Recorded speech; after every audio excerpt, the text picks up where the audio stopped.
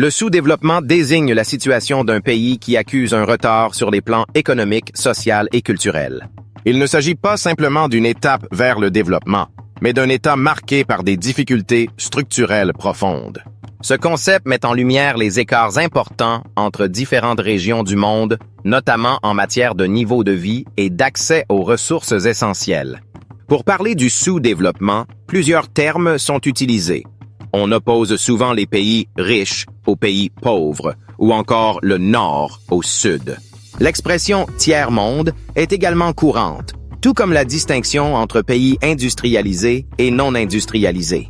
Historiquement, le terme « sous-développement » est apparu après la révolution industrielle pour différencier les nations qui se sont industrialisées de celles qui sont restées principalement agricoles ou rurales.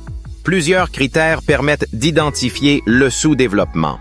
Parmi eux, on retrouve le faible revenu par habitant, l'accès limité à l'eau potable, la santé et l'éducation insuffisantes, ainsi que le manque d'infrastructures de télécommunications.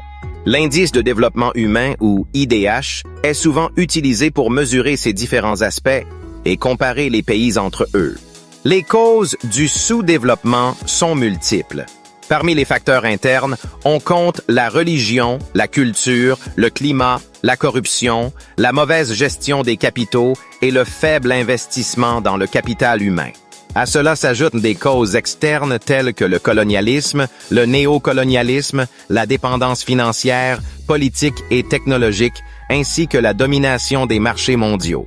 Le sous-développement entraîne de graves conséquences: émigration massive, guerre civile, malnutrition, pandémie, surexploitation des ressources naturelles et instabilité politique et sociale. Ces problèmes s'aggravent souvent les uns les autres, rendant la sortie du sous-développement particulièrement difficile pour les pays concernés. Même si la production agricole mondiale a augmenté, la moitié des céréales produites sert à nourrir le bétail ou à fabriquer des biocarburants.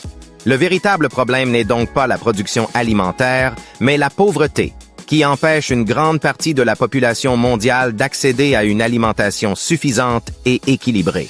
Selon la Conférence des Nations Unies sur le commerce et le développement, ou la CNUSED, les capacités productives d'un pays reposent sur ses ressources naturelles, son capital humain et financier, le changement structurel, le progrès technologique et des institutions solides.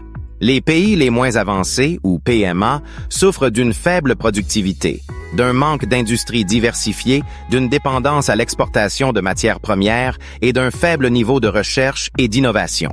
Le sous-développement s'auto-entretient. Une faible demande entraîne un faible investissement, qui limite la croissance. Pourtant, il n'est pas une fatalité. L'éducation, la solidarité et une meilleure gouvernance sont des leviers essentiels pour briser ce cercle vicieux. Le développement est avant tout un choix collectif.